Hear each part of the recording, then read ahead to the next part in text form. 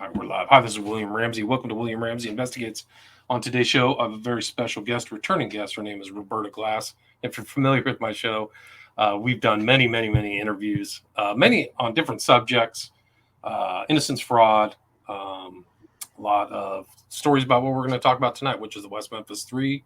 And I was hoping to have Gary Meece, the author of Blood on Black and Where the Monsters Go, to be with us today. But he seems to have either gotten the timer out wrong or something. But he also compiled his books into one book, which is The Case Against the West Memphis Three Killers. And I was hoping to talk with him and Roberta about kind of updates, things that are happening, that are concurrently taking place kind of with the West Memphis Three. And if you can go back in some of my other interviews, I've done one with Gary Meece in 2020, April 2020, titled Gary Meece and the Not Forgotten West Memphis Three, because there was something being bandied around that by particularly one individual whose name I will not name. He will name him later, but he said The Forgotten West Memphis Three was his title. So that was one you can go back and look back. And Gary has done a lot of interviews about the West Memphis Three on his podcast, which is The Case Against with Gary Meece. I think he's at 92 or 93 interviews, and he's done kind of followed the subject matter that I was hoping to talk to him about tonight. And I'll put his show in the links. And Roberta and I talked about Mark Furman's West Memphis Three documentary back in September of 2020. And then in 2018, I think I'm going to repost that, is we did kind of a roundtable talking about the West Memphis Three. It was kind of a discussion and kind of covered some people. And that was June 2018. And I've done an interview with the high school student, interestingly, reached out to me from New York and said, would you be willing to talk to me about this whole case? And so I talked to some teenage kid, and you can go back and look at that on one of my shows. That's from 2017.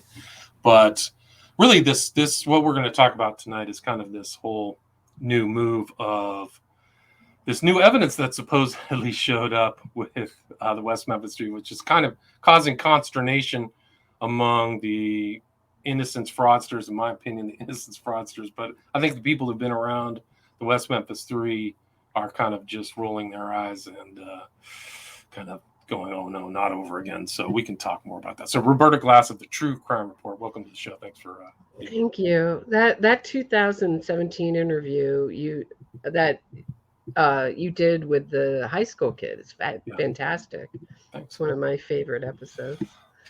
It was nice to just have him too, because it was just somebody kind of with a clean slate who really kind of wanted to know, ask good questions and kind of unbiased questions. So it's one of those interviews. Not all interviews go great, so it was one of those interviews that went really well. Yes, great questions. Really great questions. Yeah, he was really sharp. Yeah. So, unfortunately, Gary's not here. Hopefully, he'll pop in. But can you talk about some of this stuff? I mean, I know that you're seem more familiar than I am, but I know really the issue is that in the evidence locker, there's supposedly new evidence that they've uncovered, which could, overthrow the guilty convictions of these guys. And so they're going in and so on social media and really on the news, all on the national media, they're talking about, trying to unlock and unseal and go through this evidence. Can you talk about that? Well, I think let's go back to the Alford plea. Okay. Not Alfred, Alford, right? Alford, yeah. Alford plead with my very heavy New York accent.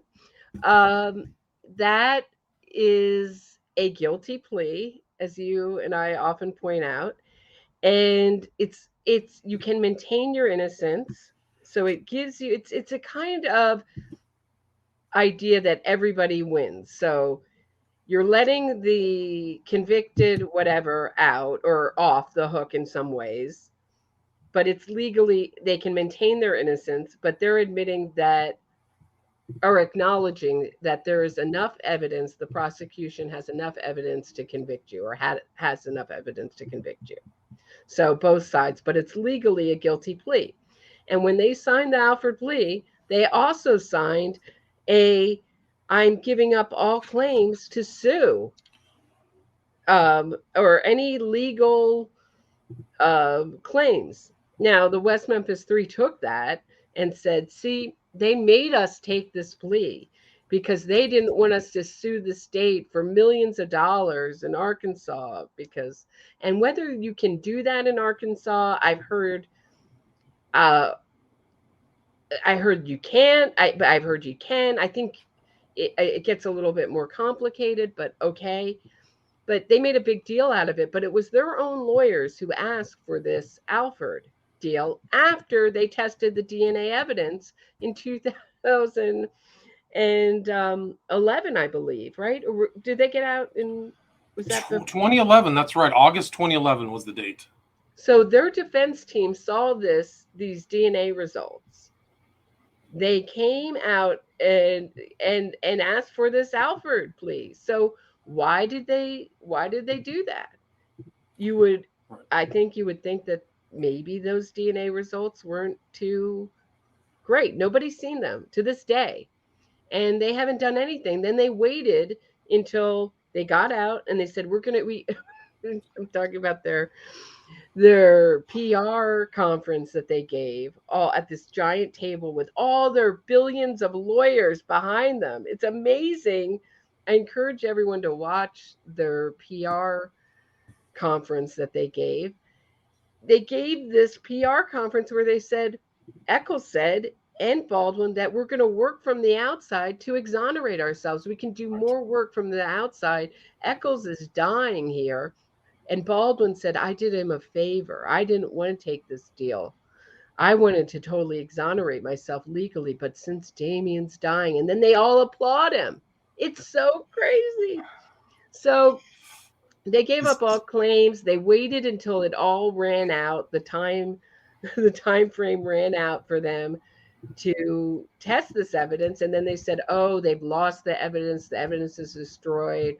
Oh, no, it's not. Now we want to test it. So that's where it's basically too little too late. And I think they waited for a safe zone where they can't do anything with this evidence. And it's basically a big push for more money for them. Please donate. And Eccles made a plea where he asked for more donations. So he has. So he's asked for more money, and he's moving too right now. So on his social media, I think he's headed to Louisiana. So I don't think he's doing too well financially as far as the high life that he was used to. He moved out of New York, and my theory on that, I don't know him personally or his circumstances, is it had something to do with the high rents in New York. So might have something to do. Maybe his celebrity. I'm sorry. His celebrity pals have the resources have dried up. Right. Well, the first time he stayed in Peter Jackson's apartment, I thought for a while, or one of those stars' homes, and then he got his own place in Harlem. So, and he said that this is my spiritual home. I'm never going to leave. And then all of a sudden he's leaving. So, right. And I understand. I mean, New York is very different because of what's going on in the world. But I think ultimately it comes down to money. I think so. Okay, here's Gary. He's in. I'm going to invite him to the stream. All right, you ready? Oh, I'm so glad. Okay. Gary, can you hear me? You need to unmute your mic. You've muted your mic, so you have to unmute it. I thought I unmuted it earlier. I've been having various technical problems, and some other stuff came up, so I'm sorry. No worries. I did a very long intro. We're just at the very beginning of the conversation. Roberta was talking kind of about the background situation with the evidence. I mentioned you're at kind of like 92 or 93 episodes on your podcast, and you've covered evidence. What evidence was, I think, the most recent one that you put up? Yeah. Can you kind of talk, maybe you can just follow on with Roberta and go through this kind of new pitch that involves the so-called new evidence that's been kept by the West Memphis police for 29 years or 27 years. Okay. Can you talk about that? We're live. She kind of just finished her first intro statement, so maybe you can follow on right now. Is that okay? I mean, what happened with this was nobody was talking about this until 2 years ago, and then Bob Ruff, for his oxygen special, I guess he had to come up with something, so he came up with the idea that new DNA testing would solve the case, as if it's not solved. And he did approach all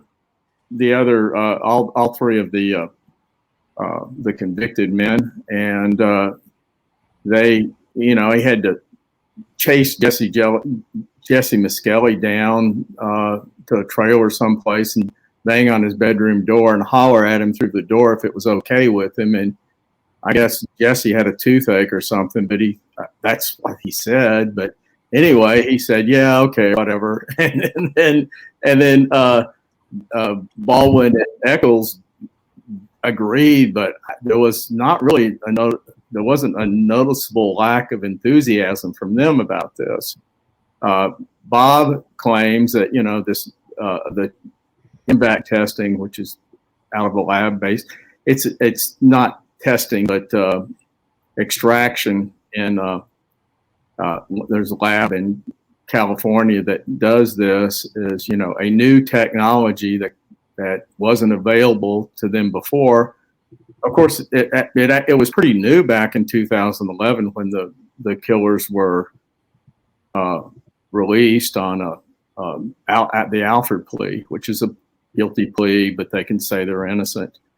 It was available back then. It was pretty new. It wasn't really well known, but those extraction methods were available then. So they can't really claim it's a new form of extraction to get DNA, but maybe the courts will listen to it anyway. You never know what a court's going to do if they actually ever get it to court. The bottom line with this, more than anything else, is they have not really taken the formal legal actions they need to take to get any kind of retesting done. And the problem that Damian Eccles, Jason Baldwin, and Jesse Miskelly have is they signed off on their rights to take any form of legal action concerning this particular case to the state again in the courts because that was part of their plea deal. They signed off on all that. And they had some very high-priced lawyers standing over their shoulders when they signed. So I don't really know how they can go back and even ask the court to do this and a court actually listen to them. How they got they did get in through the door in the sense that they were asking about the evidence, and first it was there's a new prosecuting attorney, not the former prosecuting attorney Scott Ellington. There's a new prosecuting attorney as of, well, he's been there a little bit over a year now, Keith Cressman, and he repeated to one of the defense attorneys some story he'd heard that some of the evidence may have been lost or destroyed. Now, there were a couple of pieces of evidence that were lost, no longer available back in 2011, and they knew that, and they didn't make an issue out of it then. Those pieces of evidence being the paper bags in which they stored the evidence, and paper bags being the standard method for storing evidence because it doesn't retain moisture, it doesn't mold and mildew and all that. It's a very good way of storing evidence. At least it was at that time. I don't know if they've improved what they do with that. And the other evidence is evidence I would like to know more about, which is the stomach contents from the three boys. But that wasn't preserved either. So anyway, what happened was Ruff got his audience to, really basically harass the prosecuting attorney about turning over the evidence. And he made it sound as if he was going to just show up at the door, bang on the door hard enough, and the prosecuting attorney was just going to hand the evidence over to him to be tested. I mean, that's honestly how it sounded. That's not how it was ever going to work, but I don't know if Bob knew that or not. But what had happened is Cressman said he'd heard that some of the evidence was lost or destroyed. This caused a big furor in the supporter scene, and he didn't say it as if he had firsthand knowledge, but he'd been in some communication with the West Memphis Police Department and had somehow gotten that idea.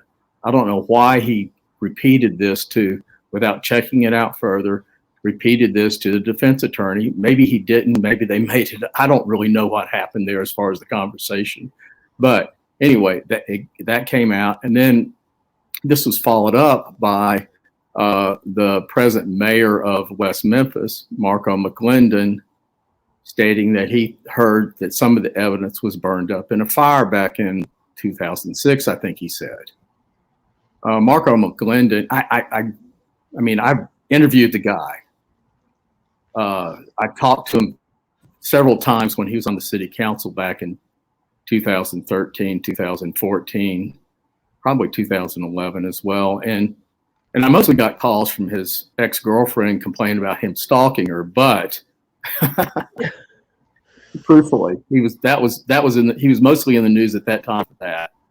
But anyway, he is not really the most reliable source of information on much of anything. He's kind of a blowhard, and he and Bob have that in common. And anyway, but he said that this evidence, he thought some of the evidence was burned up in a fire.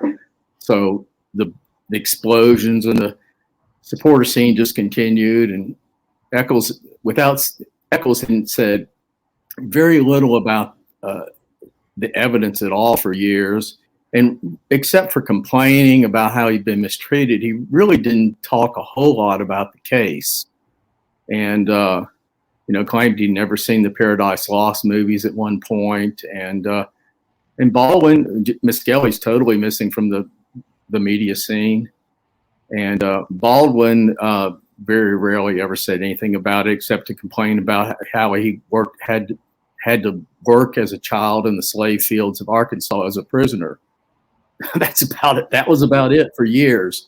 Anyway, but they started making a fairly big deal about this missing evidence. And Eccles was intimating that, this might negate his guilty plea because they didn't have the evidence when he agreed to the Alford plea. He also made some suggestions along the lines that they might incur some sort of civil penalties for having lost his evidence. In other words, he saw a payday coming.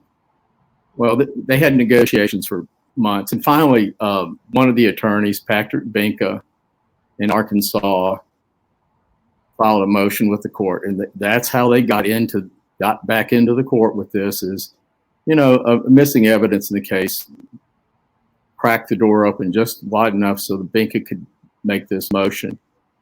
But he was mostly suing he was trying to get information for the West Memphis PD. What happened is the West Memphis PD kept ignoring their Freedom of Information Act request, on which amounts to paperwork explaining their storage procedures and basically just accounting for how they've handled the West Memphis 3 evidence over the last 28, almost 29 years. It's really around 28, 29 years, depending on when they gathered the evidence. Anyway, they just simply stonewalled him. And when this first began, Ruff was communicating with Scott Ellington. And Scott Ellington apparently led Ruff along just as long as he possibly could with the idea, oh yeah, Bob, we're going to give you the evidence. And then he stonewalled him and basically weaseled out of the deal. He lucked into a judgeship in Arkansas, which is why he's no longer the prosecuting attorney. And there's a new prosecuting attorney there. And, now it's out of Ellington's hands now, which I'm sure he's very happy about. Binka continued filing and complaining, and then with the courts that he was being that the West Memphis Police Department was violating the standards the response was that they weren't.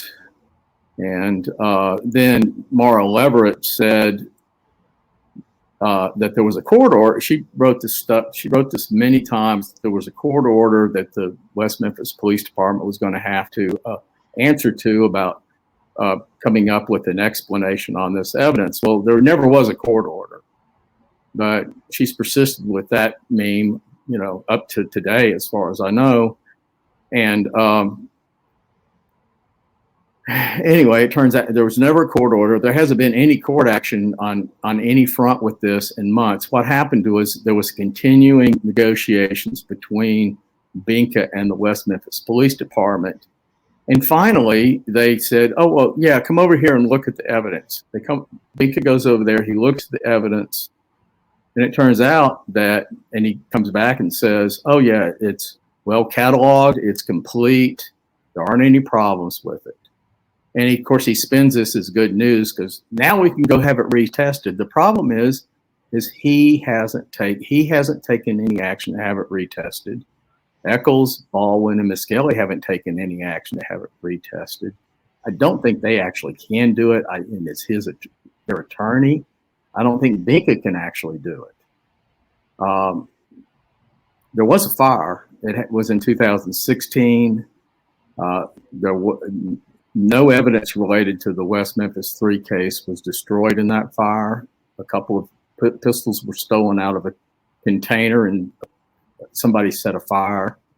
And it's not clear if the evidence in that container any of that was actually West Memphis 3 evidence or not at this point. I was misreading. I misread that for a while and thought it was actually West Memphis 3 evidence. And actually, the more I looked at the story, I finally figured out that it doesn't really even say that much. So as it stands right now, it's mostly Eccles at this point still griping about the reports that they were lied to about the evidence being missing. And a bit of unfortunate timing in West Memphis is this very same day that Binka goes and checks out the evidence, the police chief in West Memphis resigns. Apparently this had been it was a few days before Christmas. Apparently this had been in the works for a while.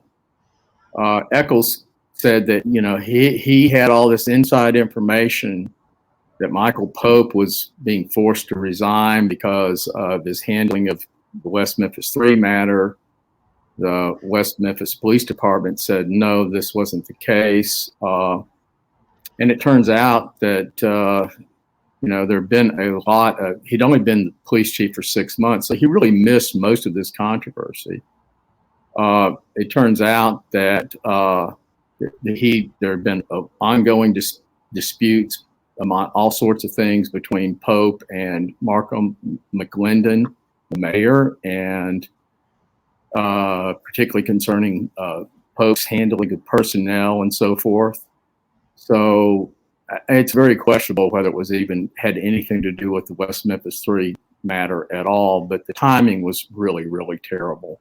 Mm. But it's West Memphis. So, I mean, seriously, sometimes they've had some really sharp people there, and then some of the folks over there just don't have a clue. It's true in most places, actually, when you start thinking about it.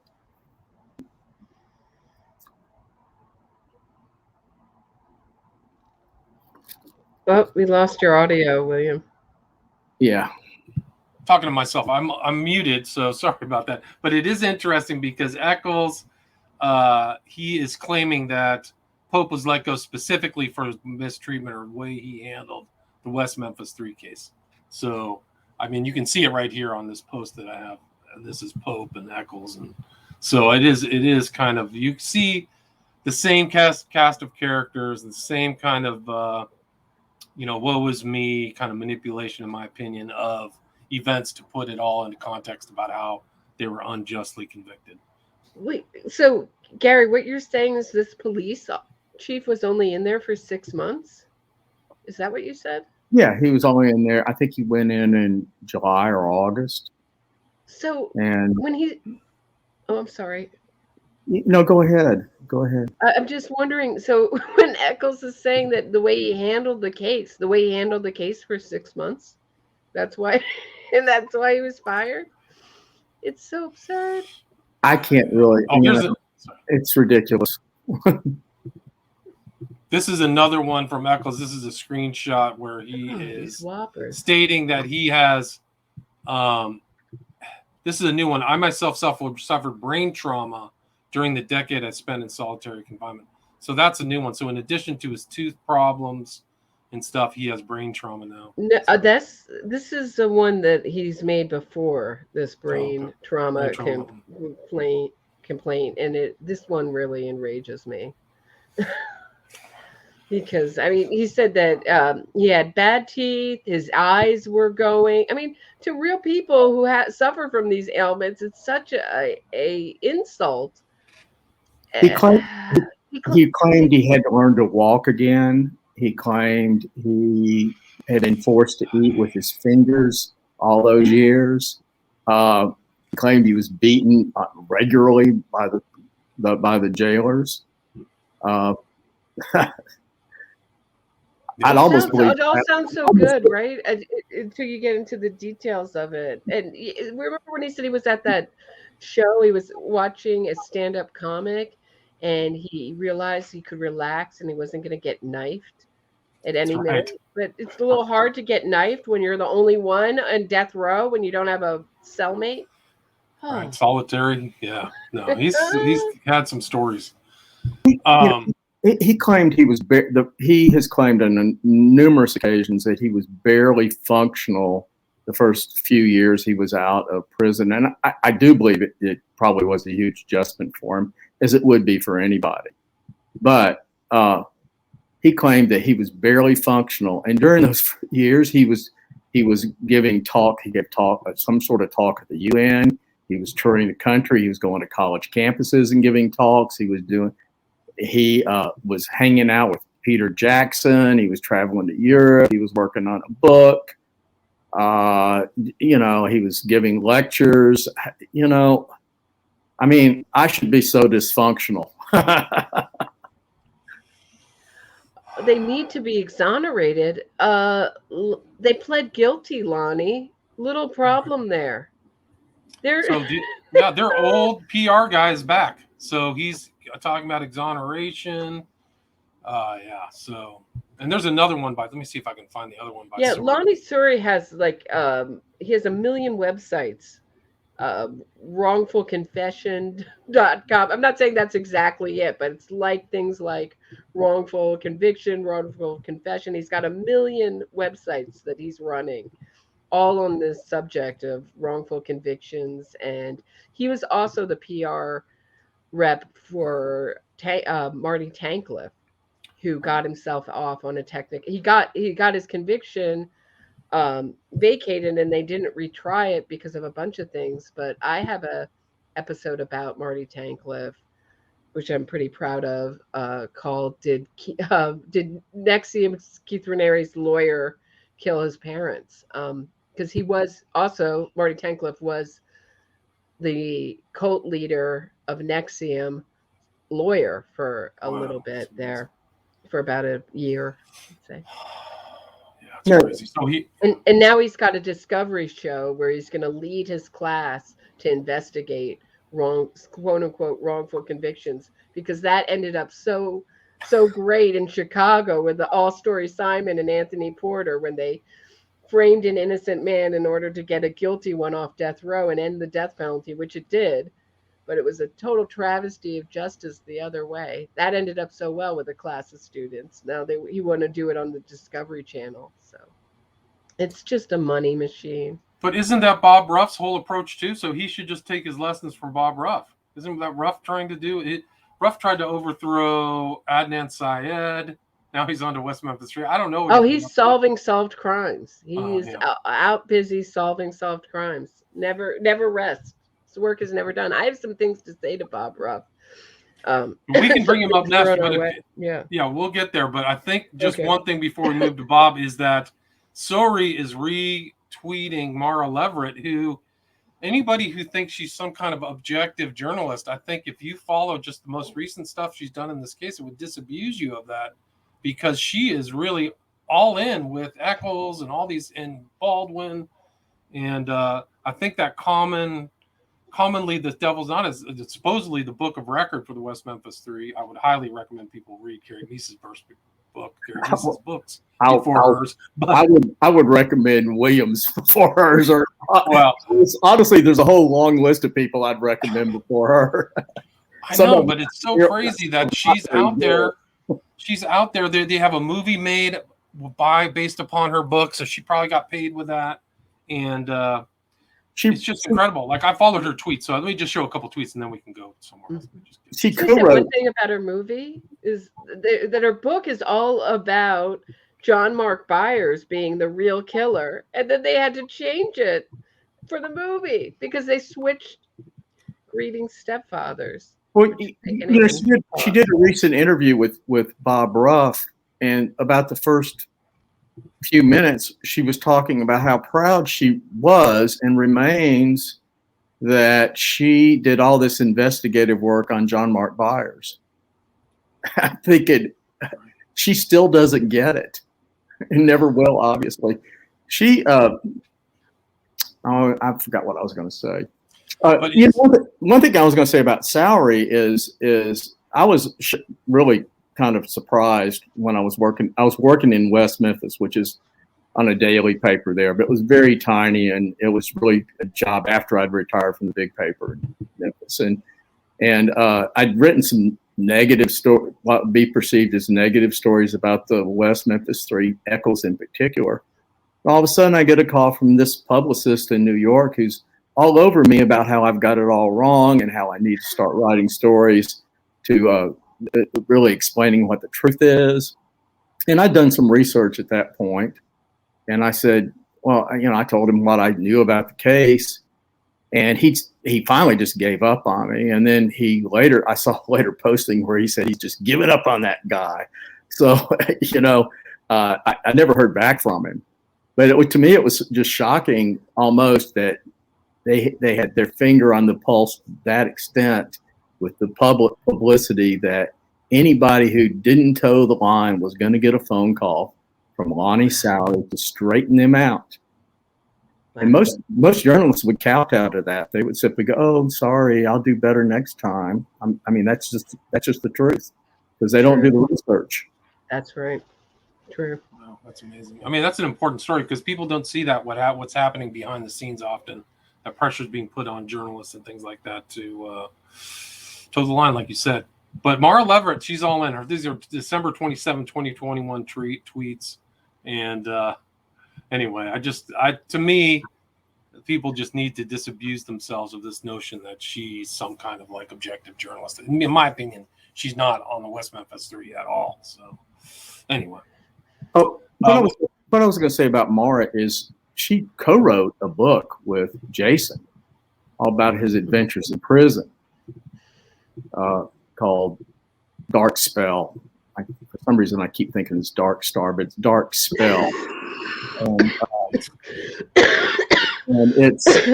it's really I consider it to be a very funny book because it's all about how Jason's like this big tough he-man in prison, and he's flipping up on people all the time. And it's so absurd that it really is funny. I know it's not written that way, but that's how I read it. It's so strange. Yeah. I had this one video of her and Jason Baldwin. I can't seem to find it. It's been so long since I've looked into this stuff, but they're together and she's talking. They're in some panel and she's like, I couldn't believe they're innocent. Nobody saw them muddy or anything like that. And seeing Baldwin or Eccles muddy at the scene of the crime was an essential part of the court case by that whole family that saw them. The Hollingsworth family saw them, and she is just completely overlooking it. It's off the charts. I'm just like, when I saw that video, I wish I could bring it back up, but yeah. And then I have that other clip, and Roberta and I were talking about that pre-show, which is her, pre-publication copy of her book, Devil's Knot, was found in Eccles's garage or storage unit that was, revealed 2 or 3 years ago. So what's he doing with this kind of pre-publication version of Devil's Knot? So that was another crazy one. So anyway.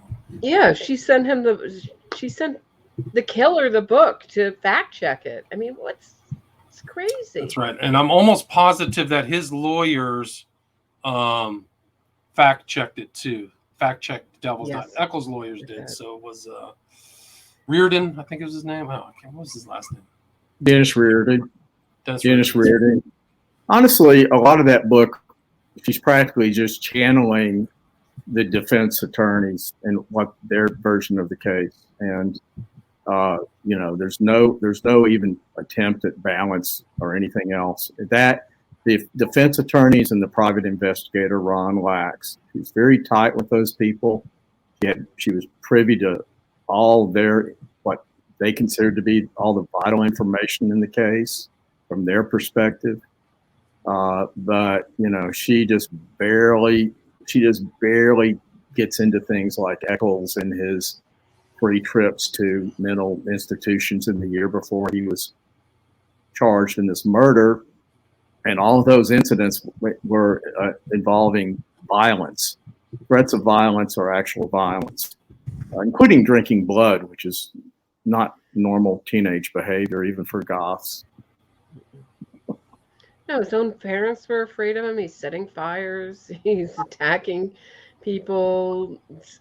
They thought he was going to hurt some of the kids in the house. I mean, he's really disturbed. If you haven't read Exhibit 500, and I really encourage everyone to, because he's a very disturbed person. Right. At least he was at this time of the crime. Exhibit 500 is, it's over, just for those who don't know, it's over 500 pages of medical records that were introduced into the case by the defense when they were in it was a bifurcated trial where they had they determined guilt and then they determined sentencing, and the defense brought that in. I think it was Moneypenny that brought it in, Dr. Moneypenny, as some sort of mitigating these were going to be some mitigating factors in how the jury was supposed to view Eccles. And it had this huge stack of papers there, and the prosecution said, "Well, you brought all that. Is that evidence?" And apparently the defense said, "Oh yeah." And then next thing you know, there's all this information about how his parents thought he was into Satanism, and they lived with him. So, maybe they don't know. They weren't they weren't educated at all, to be honest with you. But I think the father did go to. In fact, I know his father did attend some community college, but I don't think the mother made it past the 7th or 8th grade. The point being is they're not very sophisticated people. So what Eccles is actually doing is it's probably up for debate, but I don't think he's ever done anything in his life that didn't have some sort of occult meaning or money, except for making money. If he could figure out some way to make easy money without doing something occult, he would do it, such as tattooing an X on somebody, which he was doing. The fans were paying $100 a piece for an X tattoo from Eccles when he first got out of prison. Yeah. There's pictures of him on social media with that, like smiling, like, "Hey, I put my X on." Like, "Hey, nice work." But just if I were innocent and it were just my word, if I had a conviction for murdering 3 children, I would not lie about anything, because it's just my word of my innocence has to remain trustworthy. And yet Eccles has lied in his book. He lies about Exhibit 500. He says it's something that the prosecutors put together, made up, put together when it's his defense team. I mean, so many. I could fill my channel with Eccles lies for at least 2 weeks. I think I'd have 2 weeks worth of shows, hour-long shows, at least. We could never go through all of them. And same thing with Amanda Knox. I mean, not to make this any bigger, but wouldn't you not want to get caught in this many lies? But he doesn't get caught. That's the thing. Is any kind of mainstream journalism on this case is all about their innocence and they were wrongfully convicted, because who would let out child killers onto the street, right? That's always the big defense defense Right. answer, right? That's They the wouldn't big let them out if they weren't innocent. that's the big gotcha in this, supposedly. And the truth is Scott Ellington. I mean, Terry Hobbs was, I'm not going to tell you where I saw this because the interview show was so bad, nobody should be forced to watch it. But I did. But Hobbs was in this interview, and he says, and Hobbs was actually good. It's the host he's awful. But anyway, Hobbs says that Ellington told him he wanted to get rid of the case because it was just too much trouble. And that, people don't believe it, but it really, and to some extent, it was that true. That was true, and that explains so much. It was also an 18-year-old case at that time. No prosecutor wants to retry an 18-year-old case. There are too many things that can go wrong with evidence, with witnesses. One of the key witnesses on the forensic evidence had died in the meantime. A lot of even the defense witnesses would have been very hard to find since they had jumped from one trailer park to some other trailer park, no doubt. I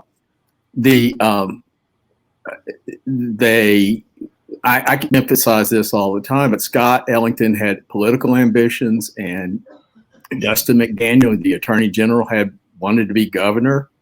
And Dustin McDaniel and Patrick Binker are the ones who worked out this deal whenever it turns out that the retesting of evidence in 2011 didn't turn up anything that was going to help the West Memphis 3 case. And so Binker suggests that they can work out some sort of deal to bypass the unfortunate thing is we actually have to go to court and show something. Let's do something else. And so they end up doing the plea deal eventually. But the point being that there were political considerations. There was also the consideration if indeed any one of the three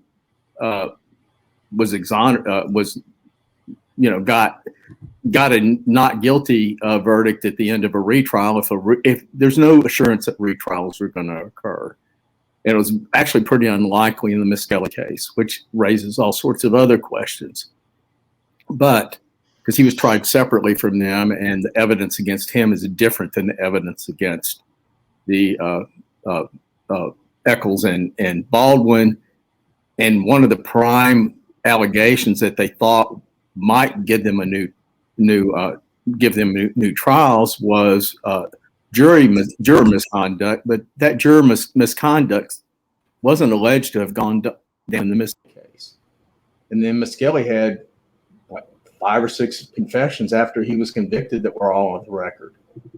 So, I mean, I can't see the court ordering a retrial for him unless there was some really, really strong evidence, such as DNA evidence, and they didn't have it in 2011. We don't know what the results were, but according to just the things that they were saying that are on the record, they didn't have it in 2011. They didn't have anything to go to the courts in December of that year. They got out in August. The evidentiary hearing was in December. They didn't have anything to take to the evidentiary hearing in December, except the hope that maybe the juror misconduct allegation would somehow work in their favor. And that was not assured either. There were problems and questions about that. I finally found the video of Leverett sitting with Baldwin. You guys ready to watch this? This is something else. This is from the archives. All right, let's do this. Share. Let's see this.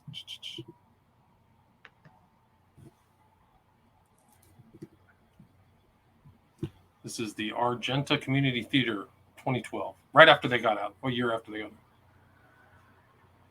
Oh, let me do this. Hold on. Okay. You guys can't hear the audio, right? No, but No.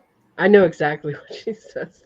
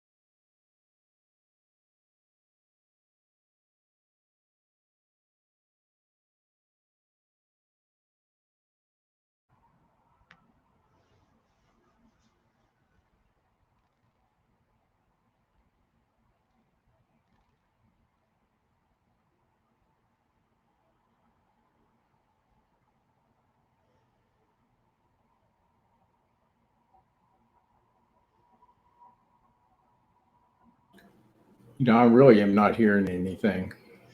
Well, I'll tell you what she said. She said, I was a mother and I knew that uh, children didn't came home with, they said they didn't have any evidence of mud on their clothes. And I knew that as a mother that there was no chance of No, kids coming home without mud on their clothes. So I don't know why the well, audio isn't working, but yeah. uh, Meaning that no one saw them with mud, not like the Hollingsworth family, like an entire family. Um, well, William Ramsey, you're muted. you know who was home with Jason that evening, right? It was a small time petty, really a career petty criminal named Dink Dent, who was his insane mother's new boyfriend. Except they broke up that night, so he wasn't around very long. And he said that Jason came in so muddy and dirty so often he just really wouldn't have paid any attention. And who are the other parents?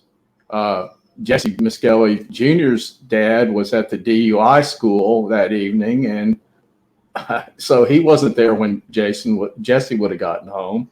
And Eccles' mother has been caught in numerous lies and just outrageous statements. And the public statements she made to police.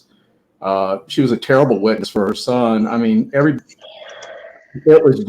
was really kind of sad that she allowed herself to be subjected to that because they just ate her alive on the witness stand. She looked like a complete lying idiot. And then her son gets up and basically is just of a piece with that, except he's not really an idiot.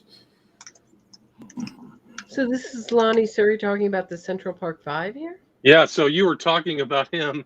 I took some of these screenshots. So here he is with the Central Park 5. But watch this one, too. Here's one with Marty Tankleff. Here's the Marty Tankleff one. Let's see. So exoneree, Marty Tankleff and Derek Hamilton, exonerated 5, not the West Memphis, not the West Central Park 5. You and I have done a show on them, too. I've done a lot of shows on the Central Park 5, actually. Yeah, Marty Tankleff has all this money. Basically, they decide not to retry him because they can't try him for the murder of his mother anymore. That's just why all these campaigns start 14 years later and on, because witnesses have died, just what you guys were talking about. Witnesses have died. People's memories aren't as good, and if there is an eyewitness, they will hound them and tell them there's an innocent man sitting in prison and it's just their word that's holding them, and they'll guilt the heck out of them until they change their story. So it's crazy. I don't know what in the Central Park 5 it's its own thing, own political thing. Right. It just has overlapping characters and story. Oh, sure. They're so guilty of so much that the idea that there's these innocent little angels is just, it's so ridiculous. But people saw a Netflix movie, so now they know all about it. A fictional movie too, not a documentary. It's like next level. Oh, well, I know, but even a feature film, you would think might give a nod toward what the reality was. It wasn't even close. Not even close.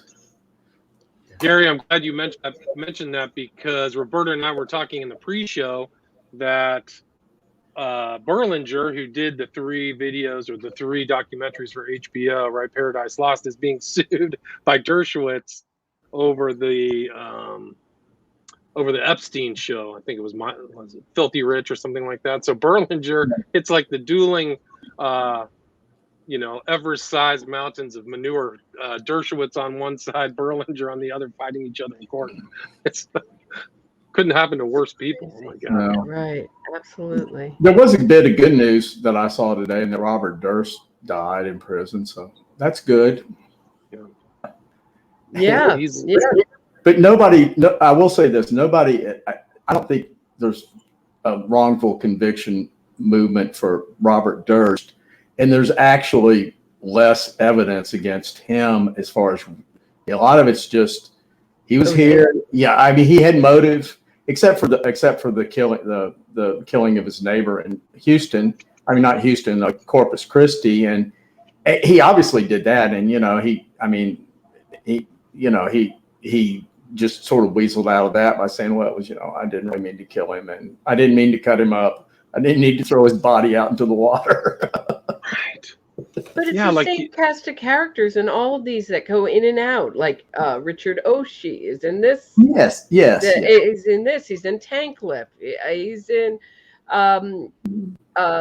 Loftus is in the Maxwell trial. She's in basically every defense ever. She's on the Innocence Project website. So the memory expert, and she was in the Durst trial where she got destroyed on cross. You can see it in a playlist.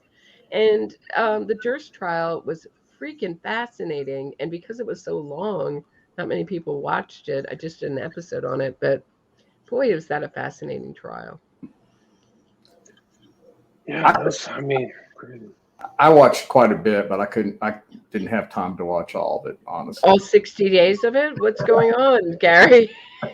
What's wrong with you? I don't know. What's wrong with me is a better question, but I did watch most of it. Roberta, do you want to move on to Bob Ruff and you? Yeah, I'd love what to you want to answer talk about? Bob Ruff. Someone sent Bob Ruff. Is this what you want me to show? Lisa O'Brien on Twitter, and he wrote back, "If that's where you're getting your info," meaning from me and my podcast, "I now understand your perspective. Have you ever seen people work so hard to prevent being proven right?" Oh, now I can't read it. Sorry. Okay, it's okay. Think about that. So I'd like to respond. Have you ever seen someone work so hard to solve crimes ever? And I have no problem. If there was evidence that came forward, I would have no problem saying I'm wrong. But how long would you like me to wait when there's 6 confessions plus from Miss Kelly and a whole lot of other evidence? I don't know. And and if you bring any of that up, they totally discount it all. I mean, they just simply don't even want to talk about it. And if you ask for like any kind of exonerating evidence, there's never been any exonerating evidence in this case, not even anything close. And they don't have any, but they'll still proclaim their innocence. Right. Right. It's the so-called hair, though, right, Gary? The hair of Terry Hobbs is the so-called thing that makes sure that he did the whole thing. Yeah. That's millions of people. So why aren't they going? It's so frustrating. But what that really means is don't listen to her or any of the evidence that she presents. She's not trustworthy, and I am. I mean, that's really what he's saying, Bob Ruff, in that statement. Yeah.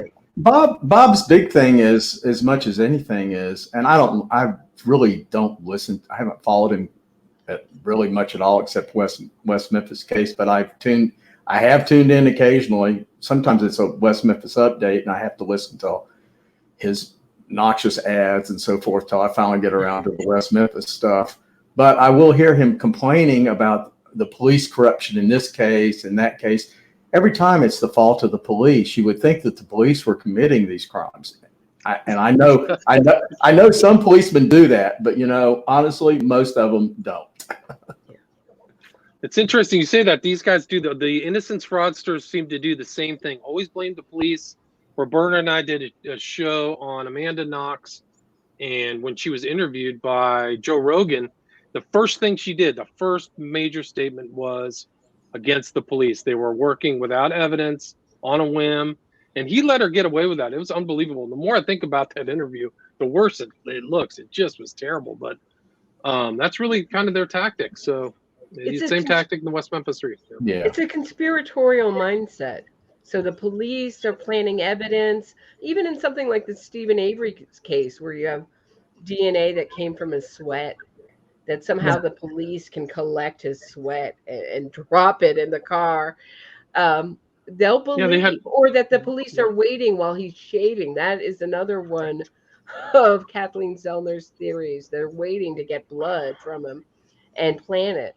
I think it's I would think maybe even anti-authoritative mindset, which I can sympathize with, but it just doesn't hold water. It's broad strokes. And once you get into the specifics, like if Terry Hobbs did this, then what's the blue wax evidence? Is Terry Hobbs running through the woods with a candle, like a pitchfork in one hand and a candle in another, or what's going on?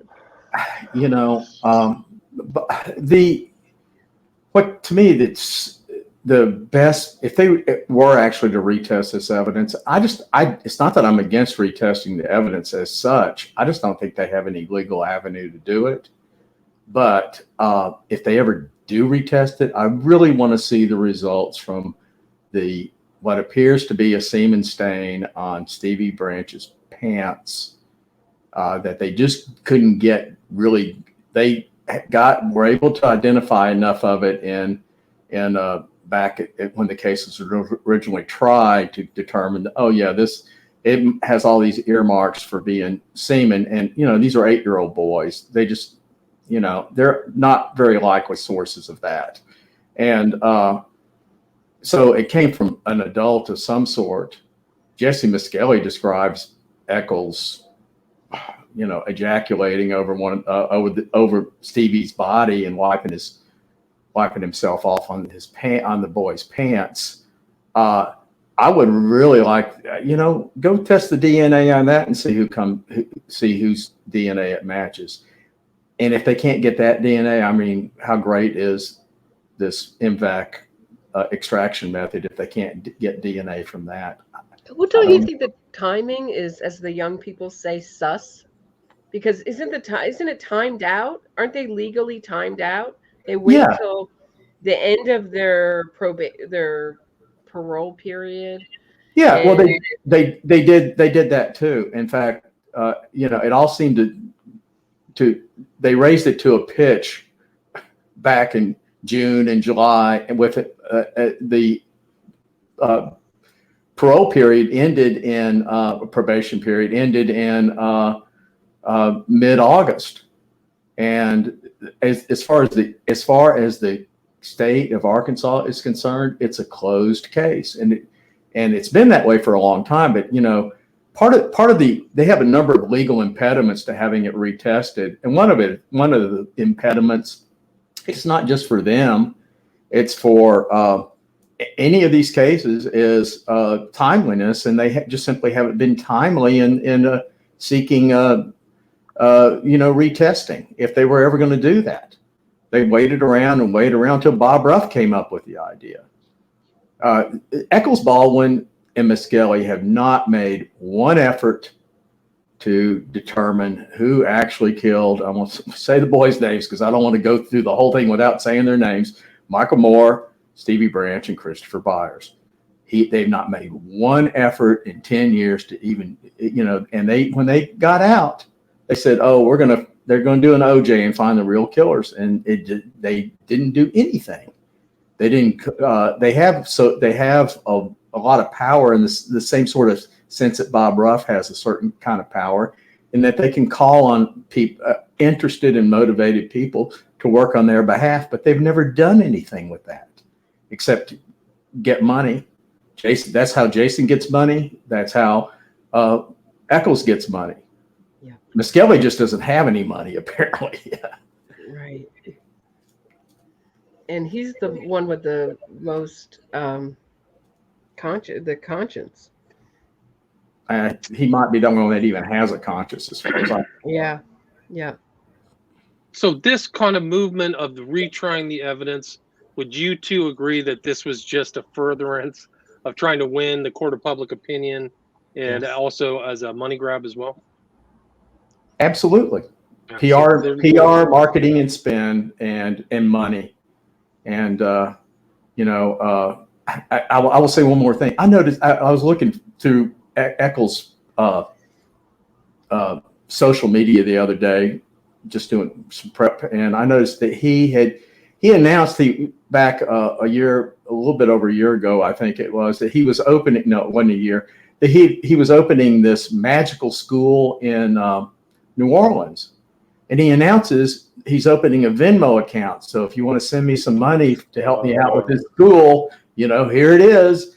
And you know what? He hasn't said a word about that school in months and months and months. Wow, I didn't know that. So that's probably the picture. Does he have a name for it? Because I think I saw Magnum Opus. Magnum Opus. That's it. The great work. I see. That makes sense. I thought he was in front of like a winery or something. Now that makes perfect sense.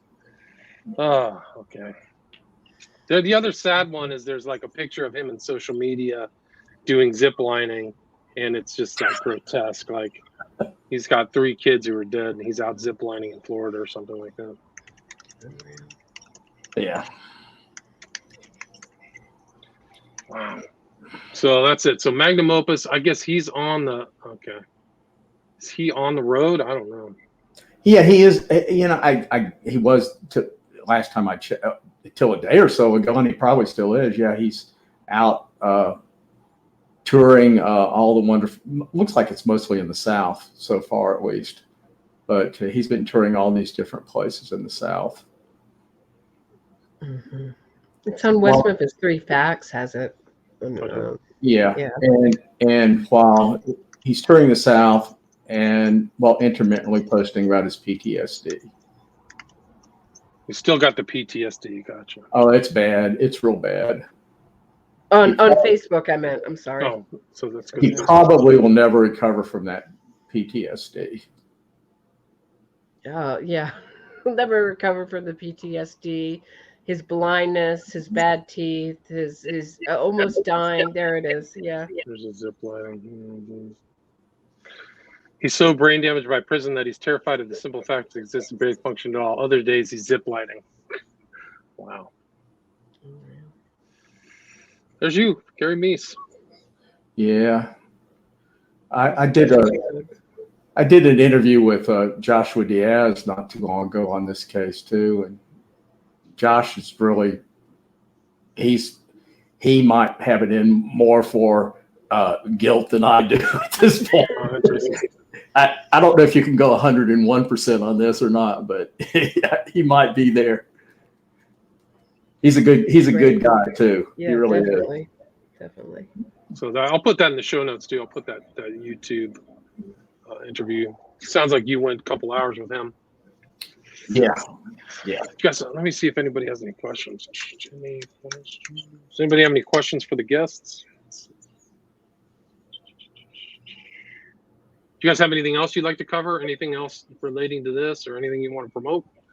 Gary, I showed your podcast. Is Here the Case Against with Gary Meece. Yeah. You can see some of the stuff, the recent stuff. Yeah. I'm probably going to limit what I post in the future on that to new developments in the case. I've covered the case to death on there, and I don't think I've done it all that well, but I'm probably done it about as well as I'm ever going to do. just from a technical talent standpoint. And Roberta just keeps cranking out great stuff all the time. Yeah, I just did an episode on Mumia Abu Jamal, who's had a 40-year innocence campaign.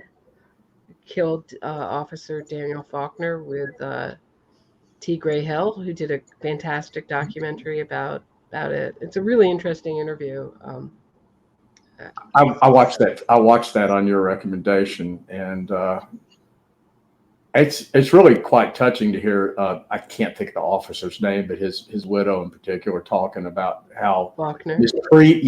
How mistreated she's been by all this. It reminds me of how mistreated the West Memphis Three, not the West Memphis Three parents, but the parents of the dead boys have been mistreated by the media. And in their case, really abused by the Paradise Lost people as well. It was unconscionable what they did. Mm-hmm. It's sickening, really. Yeah, this is a movement that really hurts victims and victims' families, and you'll never hear anyone in that side say, lay off, respect the victims' families, or don't go after them, don't bother them, or anything like that. Or it's just they're made to feel afraid. It's awful. Yeah. It's really awful. I mean, it's hard. When I first went into this, I really thought everybody was sort of do-gooders who were sort of misguided, but I don't feel that way. At least at the people leading the movement and really involved. No, I think there are a lot of sincere but grossly misled people who really aren't going to bother to really do much research, but they like the idea that they're doing good by supporting the wrongful conviction movement. And there are some wrongful convictions, but they're not nearly, they grossly overstate what the statistics show so far. I mean, there's not that many people that get out on, every time this happens, it becomes some sort of media splash, but there's really not that many of them. And, but there are some, and it's great. I think the Innocence Project actually started out with a really good idea. Let's retest DNA that's available in these cases and see if the DNA matches the guy that's in prison for this rape or this murder. And they did some good work, but it averages out, if you look over their total career, it averages out to less than one a month over the 30 years or so they've been doing that. So there's not a huge number of those cases, and those cases are rapidly going away, drying up literally in every other way, because DNA testing has now become routine. Well, it wasn't routine back when they first started. So they've got to find something else. So they do BS, like post Stephen Avery on there as a case of wrongful conviction. And then also they claim Anthony Porter in Chicago, who is totally who they framed All Story Simon. Both of them. Anthony Porter is now dead. I can't say sadly, but dead. But before that, they put him on the exoneration list. When All Story Simon got out, the judge said Anthony Porter did this. He's very guilty. So they also retest the DNA, and when it comes back with the killer's DNA, they keep representing the client. In the cases of Purvis Payne, Kevin Cooper case, same thing with the Julius Jones case. They press on. They don't say, okay, you're guilty. They never say guilty, that group, ever. Never say guilty. Nope. Do you guys want to take a quick question? Hill Doggy asked, why do they keep attacking Terry Hobbs as the culprit? Does anybody want to answer that? Because they can. Because it's useful to them. It also because they're in love with the idea. They seem to be in love with the idea of physical evidence, and they imagine that this hair is physical evidence against Terry Hobbs. Well, it's not. I mean, it's mitochondrial DNA.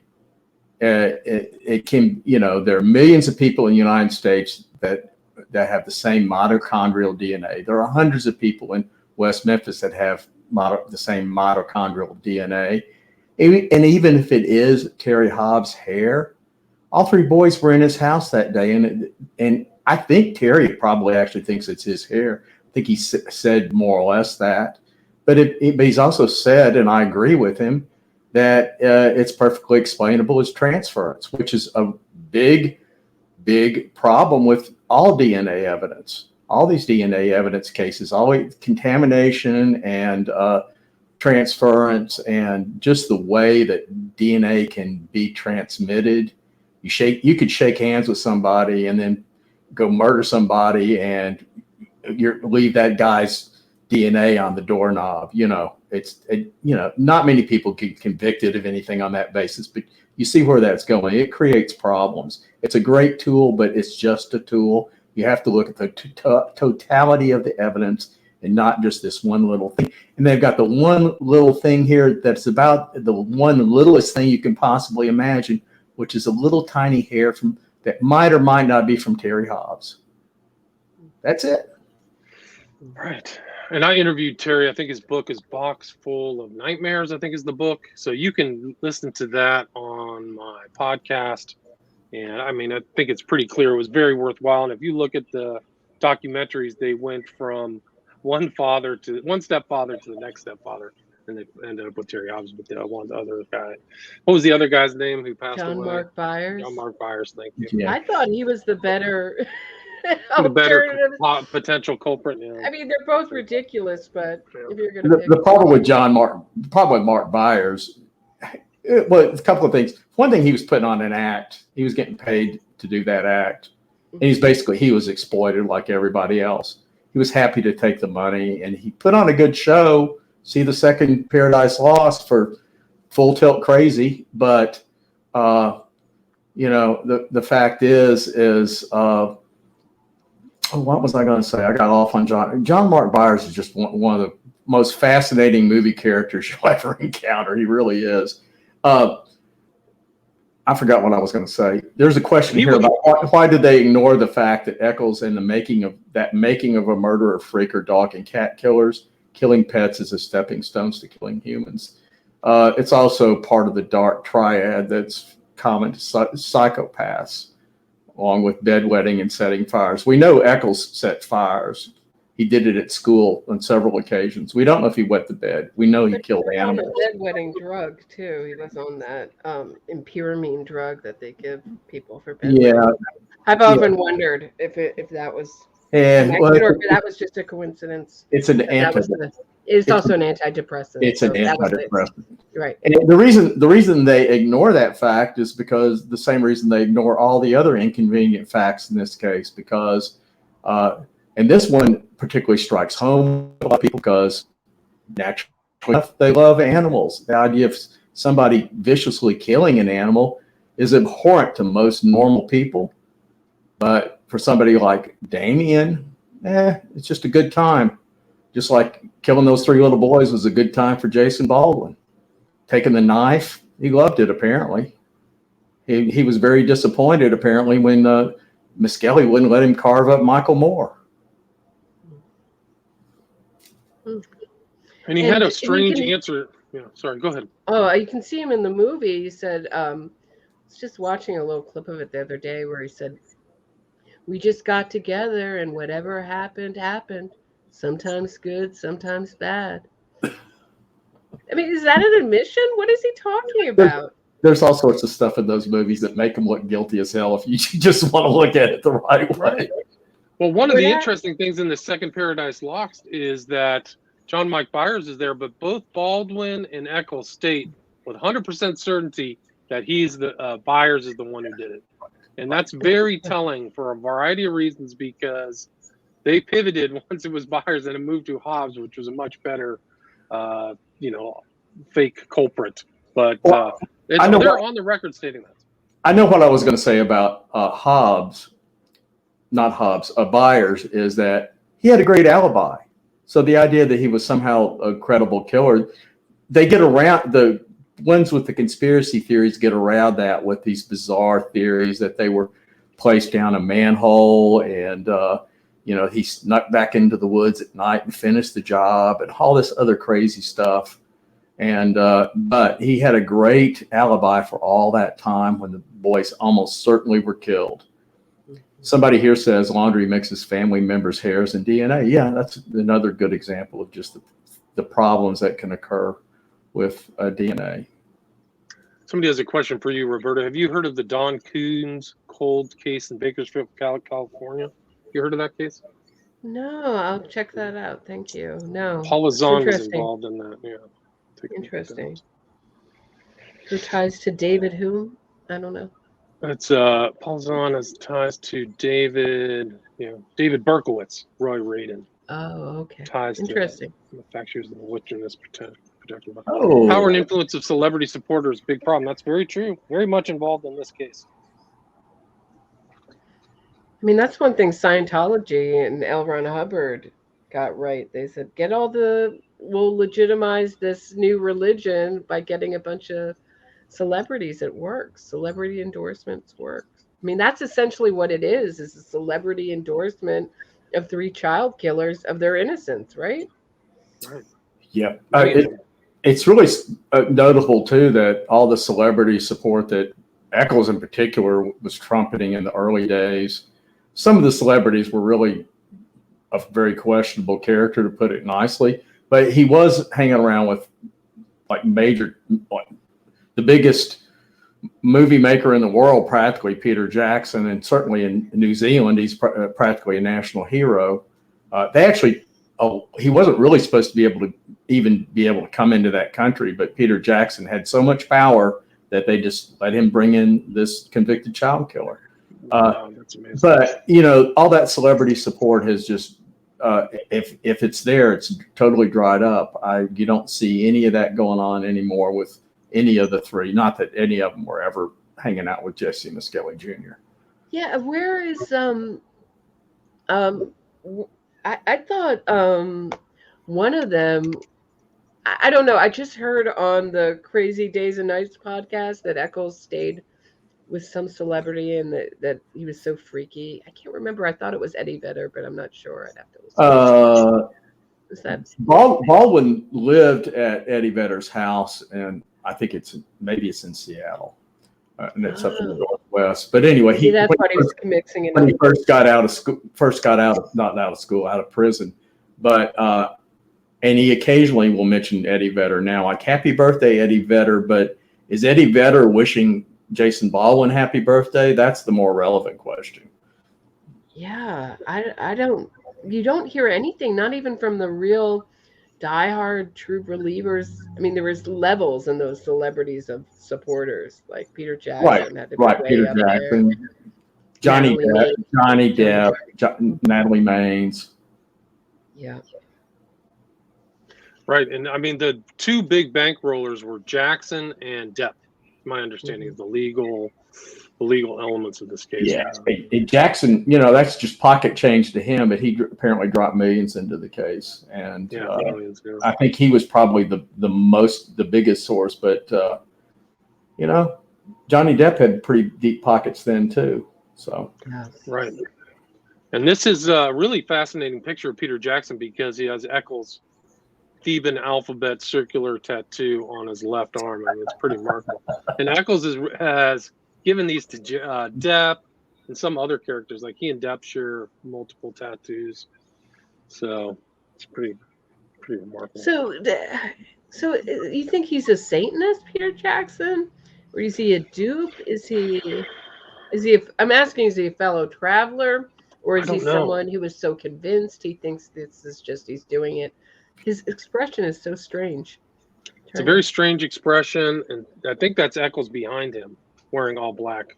You can kind of see him on his left shoulder. I think he's probably just stoned or something. So Yeah, it's an odd expression. There's a rumor that he put Eccles into like an orc outfit and put him in one of the Lord of the Rings movies or Hobbit movies. You guys ever hear that? That's what I heard. I think I heard something about that even fairly recently. I just don't know where I heard it from. He typecasting, right? Eccles is on the wall. Yes, it's so true. So true. I mean, there's all these other pictures too. There's another one that I have. This is from my back the old days files when I was researching this much more. But this is all the cast of characters again. This is Eccles before his tattoo, so I think he had just gotten out of jail. And there's Benka and Sori and Jackson signing the West of Memphis, pity party documentary that Eccles made, I think, with Jackson's assistance, something like that. Yeah. Oh, I've never seen that, or I don't remember seeing that. If I have, Oh, I got what some a other good picture. ones. You want to? Yeah. That's when they were promoting West of Memphis at this time too, which was, a movie about a wrongful conviction case that's produced by the guy who supposedly was wrongfully convicted. Right. By a child killer, a paroled child killer, child killer. Producer. Jeez. I doubt if he did much, but they got his name on there. No, they got him as executive producer status, and that's enough. Unbelievable. There's tons of pictures. I mean, I have tons of pictures of them together. Oh. But Eccles hadn't been tatted up yet. I didn't know Peter Jackson was a hobbit, but he's really not very tall, is he? It doesn't seem to be. Well, how tall is Eccles? He's not that tall. He looks taller than he is. I think he measured it. I think he was 5'9", 5'10", which is very average height when he was arrested, and he was 18 at the time. What's interesting is it's a little deceptive, but Baldwin's almost as tall as he is. He just always looked little because he's so scrawny, and those that's interesting. little pipe stem arms that convinced Joe Berlinger he couldn't have possibly committed a murder. This is Auckland, August 2nd, 2012. So almost a year after they've been out, Eccles is telling his sob story, I guess, to all these people in the Civic Theater in Auckland. Yeah, I wish I could play the audio. Yeah, I can't figure out how to play the audio. Yeah, he was getting a lot of that's probably the biggest he had, but he was getting some fairly good sized public venues back then.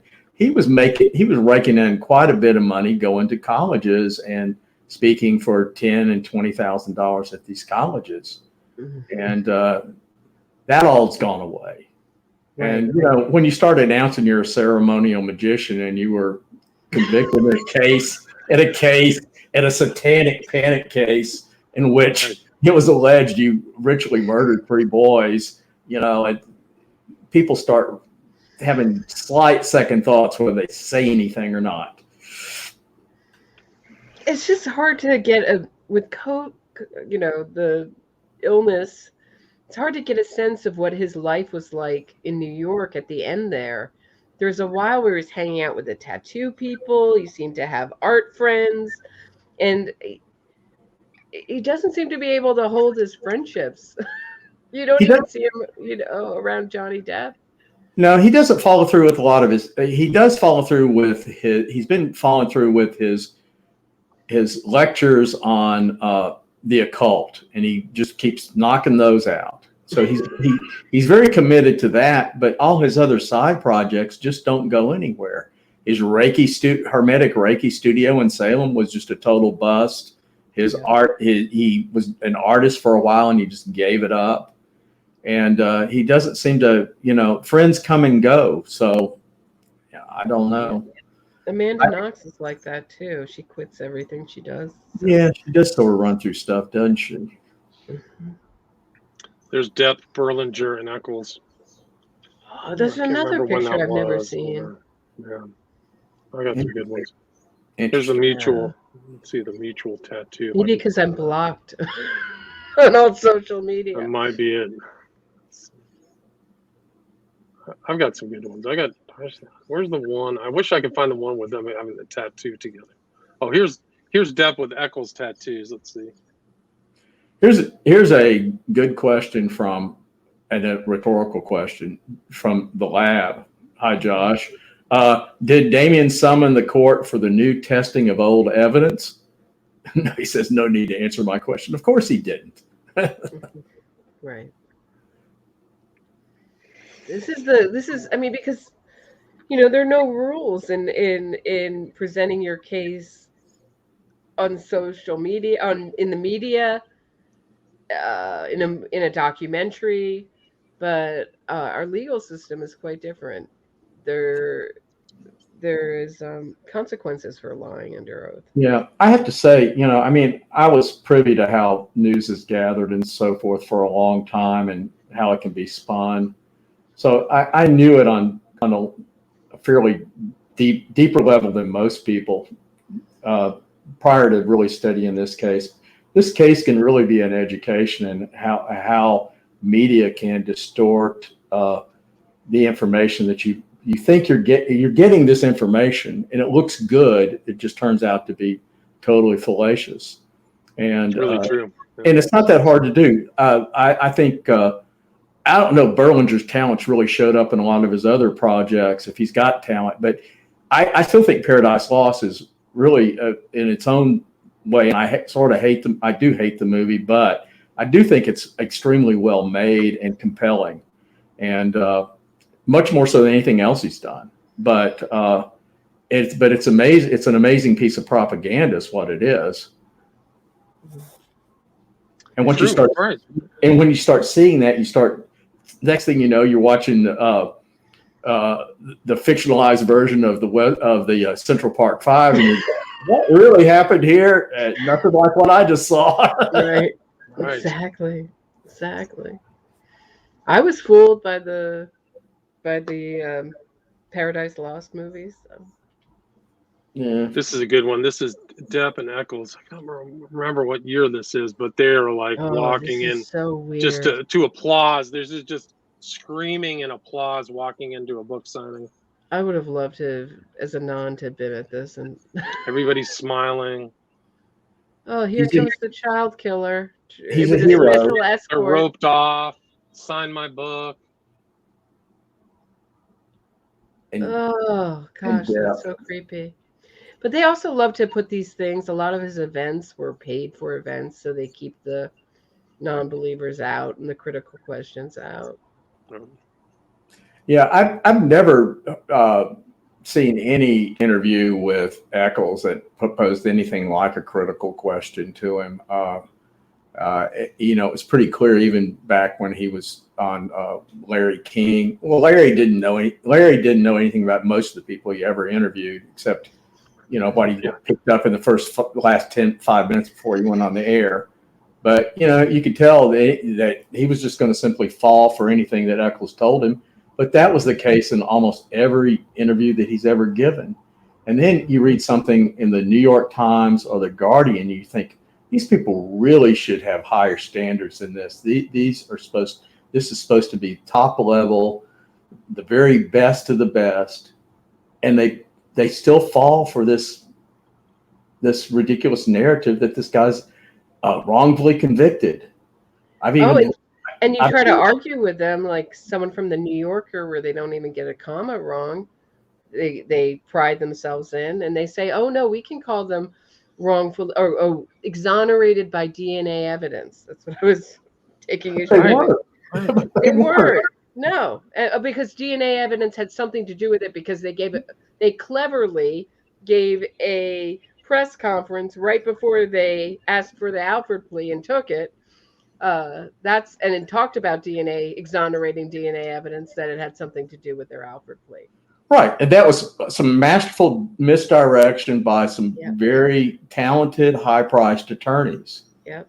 And that's all it was. There was nothing substantive about it. I know several journalists who were totally taken in by simply being at that press conference. Wow. Terry Hobbs did try to sue Natalie Maines for defamation of character, and it ended in a huge disaster for Terry. So I don't think he's going to be doing it again anytime soon. He's living up in the Ozarks, enjoying life, and not worrying about a whole lot. He's making some poor choices in who he does interviews with. Other than that, Terry's doing okay. And I'm not saying that like I'm his big buddy, because I'm not, but I don't have anything against the guy either. So.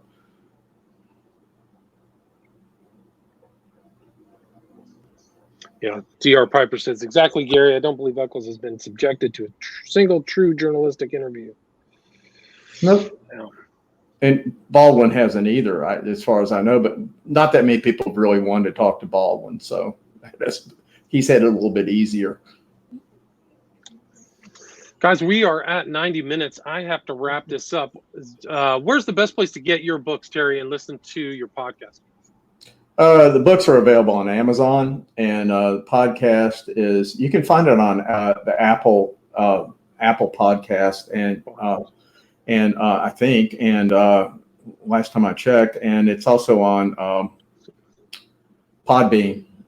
Podbean too. Yeah. I think you originally put your stuff up on Podbean so people can check that out. Yeah. But here it is again.